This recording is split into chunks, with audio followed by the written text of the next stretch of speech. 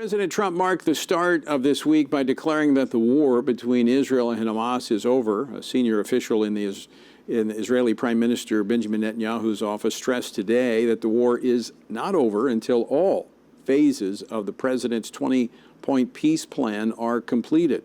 And right now, they're still in phase one as Israel awaits the return of the remaining deceased hostages. The official also told the Times of Israel that, quote, Hamas will be disarmed, end quote. A remark that President Trump also made yesterday. So what can we make of the current situation? What's the timeline that we might see this all play out? Joining me now to discuss this and more, U.S. Senator Steve Daines, who serves on several Senate committees, including the Finance Committee and the Foreign Relations Committee in the Senate. Senator Daines, welcome back to Washington Watch. Thanks for joining us. Thanks, Tony. All right, we were just talking about this in the last segment, the government shutdown, before we jump into the Middle East. Another vote today in the Senate, and it went nowhere with Democrats? Yeah, it went nowhere. We need 5 Democrats to join us. We could open things up again.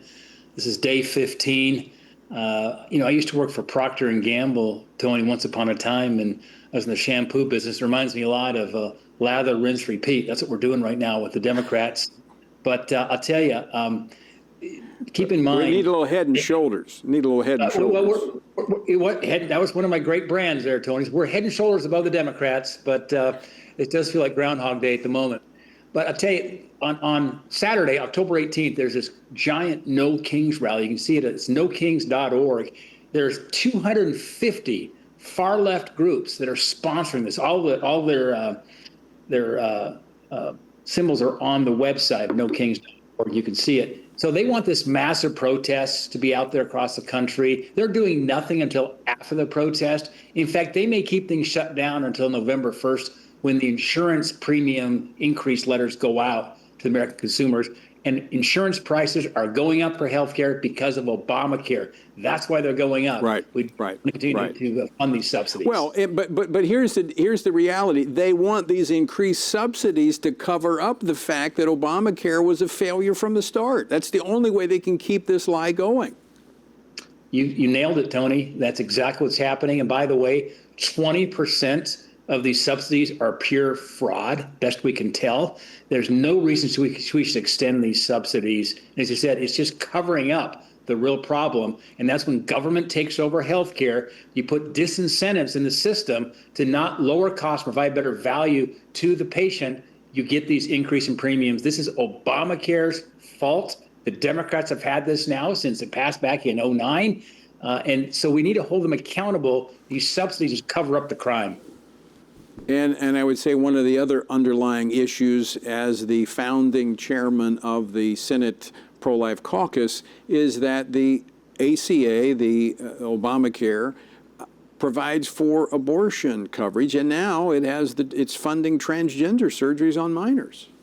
You can't make it up, Tony. That's exactly right. And so it violates the Hyde protections, which are not part of the Obamacare plans. So there's a lot of problems with this. But the last thing we want to do is in some way continue to prop up Obamacare by funding the outrageous, fraudulent subsidies that go to insurance companies. Well, I commend the Republicans for this is the first time I've seen this in a long time where they've actually taken a stand, and it's a principled stand, and they're not waving a white flag. Generally, in times past, they've gone into negotiations waving the white flag, and I want to hats off to Senator Thune and Speaker Johnson for holding the line, a principled line. And so anyway, I want to move on to the Middle East. Israel is awaiting the return of all the deceased hostages that Hamas had in their captivity. But we're getting reports that Hamas now is taking vengeance on people they think collaborated with Israelis. Part of this plan is that they are disarmed and they're gone.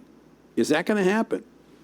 Well, it has to happen, Tony, or we will never have any kind of peace in Gaza. Just last month, I was on the border of Gaza and Israel. I was down at the Kerem Shalom. It was one of the logistics points where they're bringing in aid to the Palestinians who are suffering because of Hamas. And then I met with Bibi Netanyahu shortly afterwards.